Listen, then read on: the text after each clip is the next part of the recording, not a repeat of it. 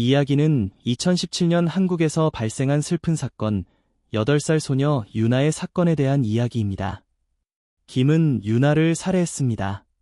김은 박이라는 사람에게 조종당하고 있었고, 박은 김에게 범죄를 저지르도록 유도하고 격려했습니다.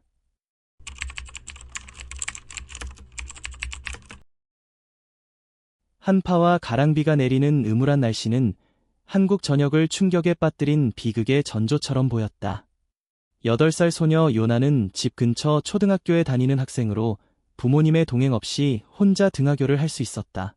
학교 셔틀버스가 그녀를 주거단지로 이어지는 작은 언덕에 내려주면 그녀는 집까지 혼자 걸어갔다. 요나는 항상 웃음을 잃지 않는 밝고 친절한 아이로 매우 사랑스럽고 예의 바른 모습으로 동네 모든 사람들의 사랑을 받았다. 그녀는 마치 동네의 작은 꽃처럼 모든 이에게 소중한 존재였다. 요나의 집 옆에 사는 사람들 중에는 17살 소녀 김이 있었다. 아직 미성년자인 김은 학업 편의를 위해 부모님으로부터 독립하여 학교 근처의 아파트에서 혼자 살고 있었다.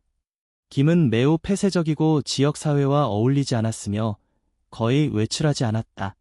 집주인이 월세를 받으러 오는 날에야 그녀의 얼굴을 볼 수 있을 정도였다.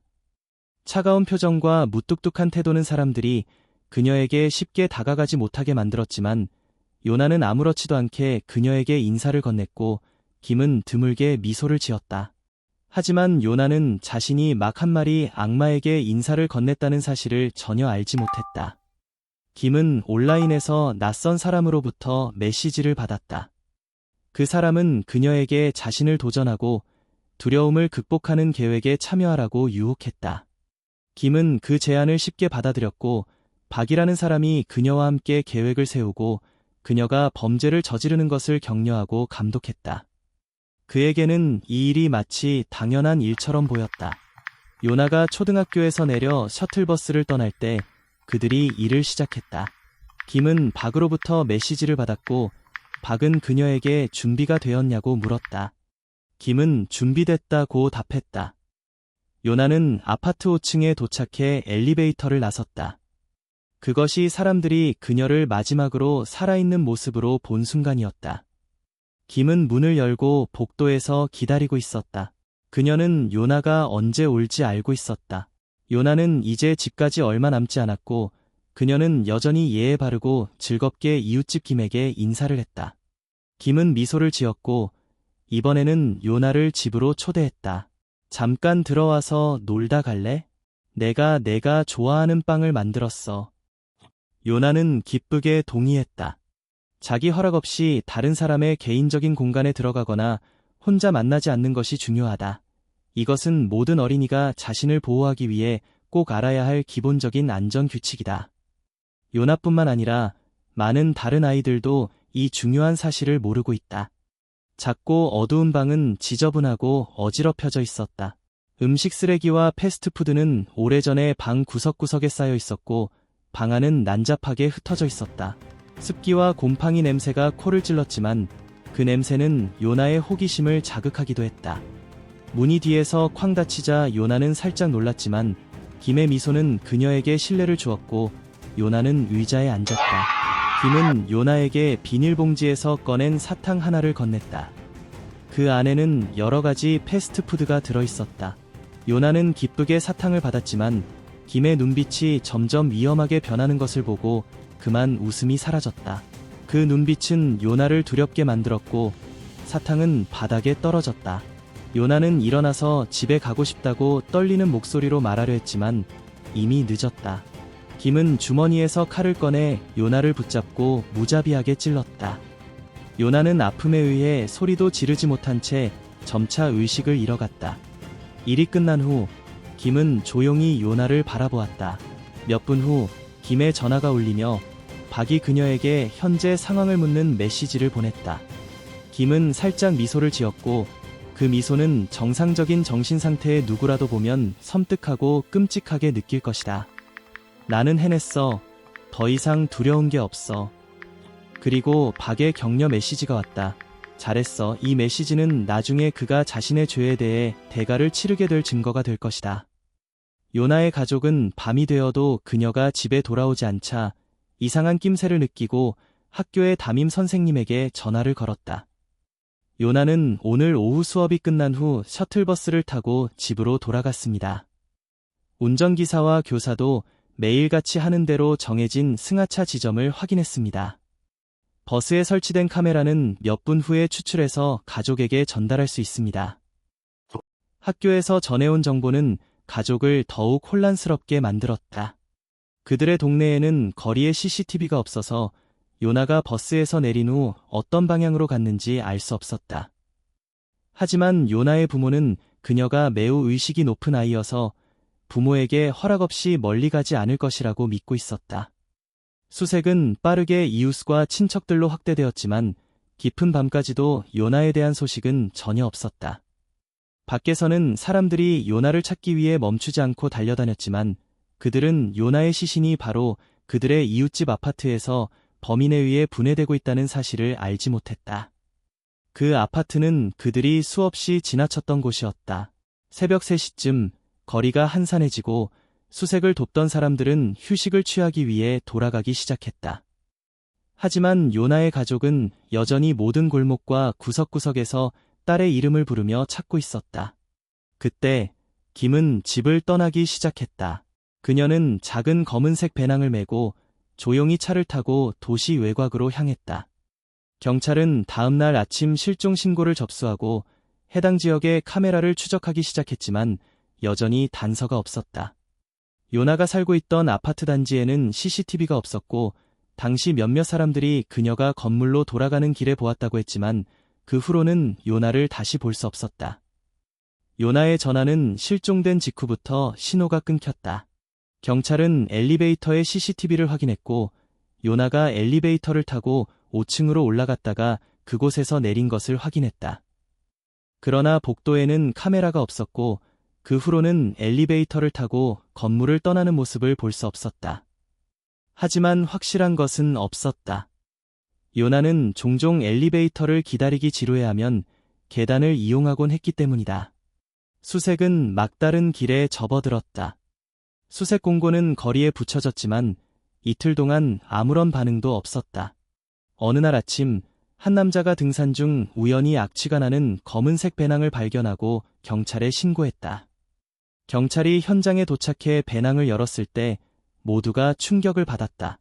배낭 안에는 어린이의 시신 일부가 여러 조각으로 나뉘어 담겨 있었고 벌레들이 나타나 불규칙한 자른 자리를 파괴하기 시작했다.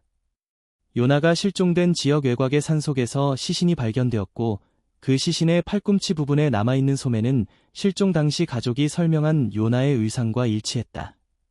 경찰은 현장에서 증거를 수집하기 시작했다. 배낭의 지퍼에 남아있는 지문은 채취되었고 같은 사람의 발자국이 젖은 낙엽 위에 찍혀 있었다. 지난주부터 비가 내렸고 하루 전 비가 그쳤다. 젖은 낙엽은 쉽게 발자국을 남겼다. 이 발자국은 체중이 55kg을 넘지 않는 사람의 것 같습니다. 발 크기를 통해 추정해 볼 때 피해자는 여성이나 청소년일 가능성이 높습니다. 만약 남성이라면 마른 체형의 작은 사람일 것입니다. 요나의 가족은 경찰이 수집한 정보에 거의 믿음을 두지 않았고 모두가 거의 무너져 내린 상태였다. 그러나 그들은 아직 조금의 희망을 품고 있었다. 그 희망은 요나가 아니라는 것이었다. 비록 그것이 다른 가족에게는 잔인한 일이겠지만 그 진실은 너무나도 가혹해서 받아들이기 힘들었다. 불과 얼마 후 감정 결과는 경찰의 의심이 정확하다는 것을 확실히 해주었다. DNA 일치율은 99.9%로 그것은 정말로 요나의 시신이었다. 정보는 빠르게 퍼져나갔고 사건의 잔혹함에 대한 여론의 분노가 일었다. TV 방송 기자는 시민들의 분노 속에서 목소리를 높였다. 어린 아이에게 이렇게 끔찍한 일을 저지를 수 있는 냉혈한을 용서할 이유는 전혀 없습니다. 그 아이는 사랑스러운 아이였고 결코 아무에게도 해를 끼친 적이 없습니다. 경찰은 범인을 반드시 찾아내야 하며 법은 그에게 가장 높은 형벌을 내려야 합니다. 어떤 관용이나 감형도 있어서는 안 됩니다. 경찰은 가능한 모든 정보를 활용하여 조사를 진행하고 있다. 대규모 회의가 조사팀과 함께 열렸고 아직 소녀의 시신은 완전히 발견되지 않았다. 배낭 속에 있던 것은 하반신의 절반과 두 팔만이 부패한 상태였다. 현장에서 발견된 지문은 경찰서의 범죄 데이터베이스에는 나타나지 않았다. 2017년 당시 과학기술이 충분히 발전하지 않아 국가의 주민 데이터베이스에서 지문을 검색하는 것은 불가능했다. 이때 법의학 조사팀은 새로운 단서를 발견했다. 배낭 속에서 요나의 외모와 색상, 길이가 일치하지 않는 긴 머리카락 한 가닥이 발견되었고 손톱 밑에서 범인이 남긴 것으로 추정되는 표피 샘플도 나왔다. 두 가지 DNA 샘플이 일치했다. 이 데이터를 바탕으로 범인에 대한 대략적인 윤곽을 그릴 수 있다. 범인은 높은 확률로 여성으로 머리카락 길이는 약 40cm, 머리카락의 끝에서부터 약 10cm 지점까지는 연한 갈색이고 그 나머지는 새로 자란 검은색 머리카락이다. 머리카락은 곱고 펌이나 스트레이트닝 약물의 흔적은 없었다. 머리카락에 자연적인 기름이 많아 범인은 기름진 두피를 가지고 있으며 몇 날 며칠 머리를 감지 않았을 가능성이 높다. 이는 범인이 지저분한 사람일 수 있음을 시사한다. 범인이 피해자의 가족이 거주하는 동일 건물에 살고 있다는 근거가 있다. 아래층 이웃은 피해자가 실종되었던 그날 오후부터 저녁까지 이 지역에서 이상한 일이 발생한 적이 없다고 확언했다. 피해자가 학교를 마친 후 아파트로 들어갔을 때 주변에서 이상한 소리를 들은 사람은 없었다. 만약 범인이 5층에서 피해자를 납치해 건물 밖으로 데리고 나갔다면 아이를 담을 수 있는 충분한 크기의 물건을 가지고 갔을 텐데 이는 분명히 주목을 받았을 것이다. 범인을 그린 윤곽을 바탕으로 경찰은 건물 주민 명단을 조사하기 시작하고 사건 발생 후 다음 날까지 전체 지역의 CCTV를 다시 확인하여 피해자의 시신이 담긴 검은 가방을 가지고 있던 용의자를 찾기 위한 수사를 진행했다. 특별수사팀의 끈질긴 노력 덕분에 단서가 조금씩 드러나기 시작했다. 그녀는 사건 발생 다음 날인 새벽 3시 15분에 건물 출입구 근처의 가게를 지나갔다. 그때 그녀는 피해자의 시신이 담긴 검은 가방과 동일한 브랜드와 크기의 가방을 가지고 있었다. 그 후 그녀는 거의 정오가 되어서야 돌아왔다. 어두운 분위기, 침묵, 그리고 위험함이 그녀에게서 풍기고 있었다. 그녀는 흙탕물이 묻은 흰색 운동화와 검은색 재킷, 그리고 길게 흘러내린 머리를 가리기 위해 모자를 쓴 모습이었다. 모든 것이 범인에 대한 이미지와 완벽하게 일치했다. 김의 아파트는 즉시 수색되었고 경찰이 초인종을 눌렀다. 김은 반응하지 않았고 문을 조용히 그러나 단호하게 열었다. 그녀는 경찰을 차가운 눈빛으로 마주했다. 우리는 요나라는 8살 어린이의 살인사건과 관련된 체포영장과 수색영장을 가지고 있습니다. 같은 건물에 살고 있던 아이입니다. 협조를 부탁드립니다. 그녀는 대답하지 않았고 두려움을 보이지 않았다. 그녀의 노려보는 차가운 시선은 경찰을 긴장하게 만들었다. 그녀가 체포된 후 수사팀은 아파트로 들어가 수색을 시작했다. 현장에 남아있던 끔찍한 흔적들은 그녀의 범죄를 드러냈다. 김은 즉시 체포되어 조사를 위해 연행되었다.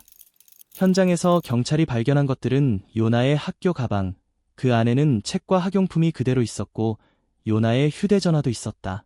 냉동고 안에는 범행 후 처리가 되지 않은 일부 시신이 발견되었고 바닥에 남아있는 핏자국은 닦았음에도 불구하고 여전히 그 흔적을 찾을 수 있었다. 범행 도구로 사용된 칼은 주방용 칼 중 하나였으며 깨끗하게 씻겨졌지만 루미놀 반응을 통해 여전히 그 흔적이 드러났다. 방 안의 모든 물건들은 철저히 검토되었고 하나도 빠진 것이 없도록 확인되었다. 김이 소지하고 있던 휴대전화 역시 압수되어 정밀 검사를 받았다. 김은 신문실에서 그 어떤 일도 일어나지 않은 듯 차가운 표정으로 앉아 있었다. 너 요나를 죽였지? 맞아요. 왜 그런 짓을 한 거죠? 그냥 이유 없어요. 전혀 죄책감을 느끼지 않나요? 그런 잔인한 일을 어린 아이에게? 아니요. 김의 차갑고 단호한 대답은 피해자의 가족과 대중의 분노를 최고조로 끌어올렸다. 그녀에 대한 최고형을 요구하는 편지들이 연이어 법원과 수사본부로 보내졌다. 김은 추가적인 정보를 전혀 제공하지 않았고 모든 사람과 모든 물건을 응시하며 아무 일도 일어나지 않은 듯 조용히 있었다. 범행의 목적과 동기를 파악하기 위해 경찰은 그녀의 전화기와 소셜미디어 계정을 조사했다. 김은 극단적인 성향을 가진 인물로 그녀는 사회적 반항적 성향이 심각하고 불가사의한 두려움에 집착하고 있을 가능성이 있다. 그녀는 한계를 넘는 도전이라는 이름의 그룹에 참여했으며 박이라는 인물이 이끄는 그 그룹에서 활동했다. 박은 그녀에게 끊임없이 조종하고 유도하는 메시지를 보내며 결국 김과 함께 계획적인 살인사건을 일으키려는 메시지들이 발견되었다. 그의 전화번호와 소셜미디어 계정 정보를 통해 경찰은 빠르게 박의 흔적을 추적했다. 박은 시내의 한 스포츠 센터에서 수영 코치로 일하는 남자로 모든 것을 가진 사람처럼 보였다. 돈과 직업, 외모까지 완벽한 조건을 갖춘 그였지만 그는 홀로 외로움을 느끼고 있었다. 겉보기엔 완벽한 왕자님처럼 보였으나 그의 내면에는 불안한 심리가 자리 잡고 있었다. 경찰이 수영장에 도착했을 때 박은 겁을 먹고 도망치기 시작했다. 처음에는 그가 뛰어난 속도로 달려갔지만 경찰은 그를 추격했고 결국 그는 포위되어 모든 것이 끝났다. 박은 조사실에 앉아 있었다. 그는 자신이 보낸 메시지와 한 행동들이 단지 우연이었고 그 결과가 이렇게 심각할 줄은 몰랐다고 말했다. 그러나 심리 분석 전문가들은 그의 눈빛과 행동을 면밀히 관찰한 결과 그가 거짓말을 하고 있다는 것을 쉽게 파악할 수 있었다. 박은 중증 사회성 성격 장애를 앓고 있었으며 외모와 성격은 온화하고 친절한 사람처럼 보였지만 그 안에는 그 누구도 상상할 수 없을 정도로 위험한 본성이 숨어 있었다. 그는 여러 범죄를 저지르기 위한 계획을 세웠고 그 계획들은 사람들에게 혐오감을 일으킬 정도로 잔인했다. 경찰은 박에 대한 조사를 계속 진행 중이었다. 박이 접촉한 사람들과 그가 조종한 이들은 많지 않았지만 그가 만든 계획의 악랄함은 그 누구도 쉽게 잊을 수 없을 것이다. 김은 만 18세 이하였기 때문에 사형을 받지 않았지만 그녀의 범죄는 너무나도 끔찍했고 그녀가 전혀 반성하지 않고 잘못을 인식하지 않는 태도 때문에 대중과 언론의 분노를 샀다. 결국 검사 측은 이 사건은 너무나 잔인한 사건입니다. 피고는 전혀 반성하지 않았으며 우리는 가장 높은 형량을 요구합니다. 라고 의견을 제시했다. 박과 김 모두 재판에서 최고 형량을 받기를 요구받았고 그러나 김에게 주어진 20년형은 강력한 반대에 부딪혔다. 그럼에도 불구하고 결국 두 범죄자는 자신들이 저지른 잘못에 대해 대가를 치르게 되었다. 그러나 피해자의 가족이 겪은 고통은 끝나지 않았고 요나는 많은 사람들이 기도하며 빠른 해탈을 바랐다. 그들은 요나가 더 이상 고통받지 않는 더 나은 삶을 살기를 희망했다. 가족은 딸의 유해를 받아들여 마지막 안식을 위해 조용히 묻으며 많은 이들의 애도 속에 장례를 치렀다. 김은 만 18세 이하였기 때문에 사형을 받지 않았지만 그녀의 범죄는 너무나도 끔찍했고 그녀가 전혀 반성하지 않고 잘못을 인식하지 않는 태도 때문에 대중과 언론의 분노를 샀다. 결국 검사 측은 이 사건은 너무나 잔인한 사건입니다. 피고는 전혀 반성하지 않았으며 우리는 가장 높은 형량을 요구합니다. 라고 의견을 제시했다. 박과 김 모두 재판에서 최고 형량을 받기를 요구받았고 그러나 김에게 주어진 20년형은 강력한 반대에 부딪혔다. 그럼에도 불구하고 결국 두 범죄자는 자신들이 저지른 잘못에 대해 대가를 치르게 되었다. 그러나 피해자의 가족이 겪은 고통은 끝나지 않았고 요나는 많은 사람들이 기도하며 빠른 해탈을 바랐다. 그들은 요나가 더 이상 고통받지 않는 더 나은 삶을 살기를 희망했다. 가족은 딸의 유해를 받아들여 마지막 안식을 위해 조용히 묻으며 많은 이들의 애도 속에 장례를 치렀다.